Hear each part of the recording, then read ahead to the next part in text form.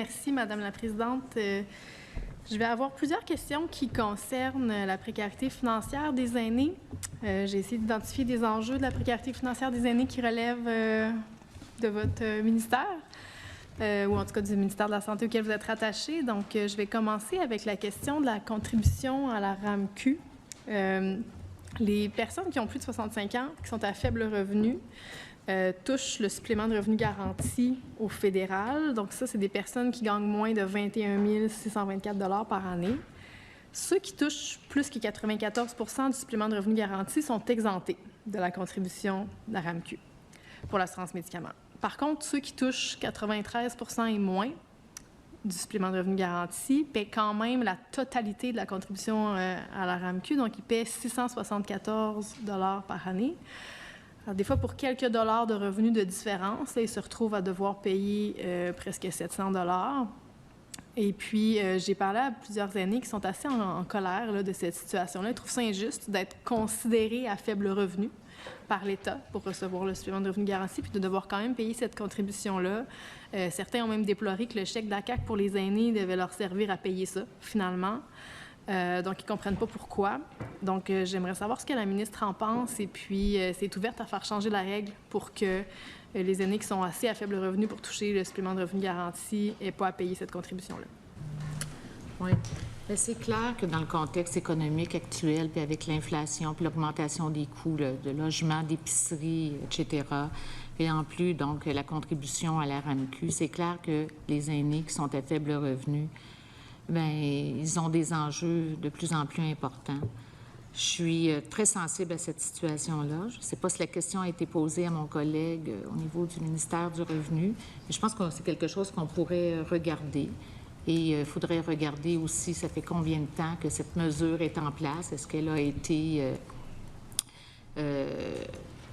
réexaminée dans le contexte de l'évolution, puis des enjeux de notre société en termes de coûts, et pas seulement sur les médicaments et sur la RAMQ, mais tous les coûts associés. C'est important, puis on le sait que les aînés qui sont à faible revenu, bien, c'est difficile pour eux actuellement. Alors, c'est quelque chose qu'on pourrait regarder. C'est une demande qui est soutenue par la FADOC depuis assez longtemps déjà. Là, il y a quand même pas mal de citoyens qui sont concernés. Donc, si je comprends bien, jusqu'à maintenant, il n'y a pas de réflexion qui a été amorcée du côté du gouvernement là-dessus?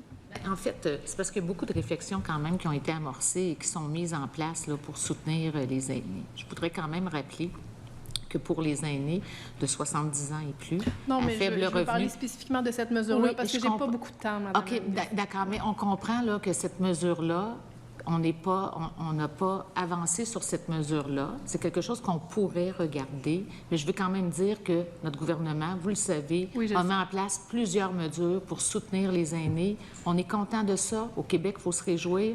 On a été très proactifs. C'est quand même 2 000 $ qui est donné pour les 70 ans et plus à faible revenu. Est-ce que ce 2 000 $, en plus de payer, les aider à contribuer à payer leurs factures d'épicerie, repas, etc., logement, est-ce que ça peut servir aussi à payer ce qu'on leur demande pour la RAMQ? Il faut qu'on examine ça dans le détail, mais c'est quand même 2 000 $ par personne. Exact. Bien, moi, je vous confirme que pour plusieurs aînés, ce 2 000 $-là a servi en partie à payer la contribution RAMQ, puis c'est ce qui cause de l'insatisfaction, notamment, parce qu'on donne d'un côté, on reprend de l'autre. Les gens ne comprennent pas pourquoi ils sont considérés à faible revenu. Ils doivent quand même payer ça. Donc, moi, j'entends quand même une sensibilité.